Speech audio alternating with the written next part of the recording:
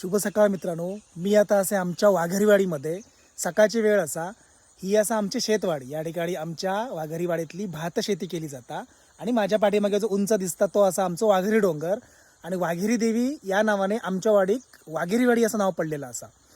तर वाघेरी डोंगराची खूण लावून समुद्रामध्ये वेंगुर्ल्याच्या आजच्या दिवशी पण जाळी लावली जातात. वाघेरी डोंगर लेफ्ट मिडल राईट अशा प्रकारे. तर तुमका आज एक नवीन गोष्ट शिकवची असा ती म्हणजे भात शेतीबद्दल. मी बॅक कॅमेराने तुमका दाखवतोय. तर मित्रांनो या ठिकाणी बघा, तुम्ही भाताचा कधी फूल बघितलात का? तर ह्या असा भाताचा फूल बघा, छोटासा सफेद फूल असता. तर या ठिकाणी भात बघा पूर्णपणे आता ह्याचे हे लोंबी असतात, हे वरती इलले असतात.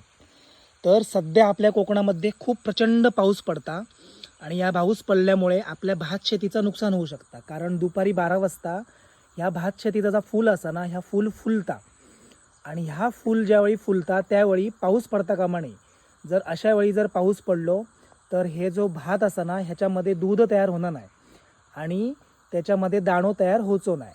तर भात शेतीमध्ये जर पाऊस दुपारच्या वेळी पडलो तर शेतकऱ्यांचा भात शेतीमध्ये प्रचंड मोठा नुकसान होता. तर भात शेतीची ज्यावेळी फुलं फुलतात ह्या लोंबीची त्यावेळी दुपारी कडक ऊन पडाग होया तरच ती जी फुलं असत ती फुलं त्या भाताच्या दाण्याने गिळाग होई.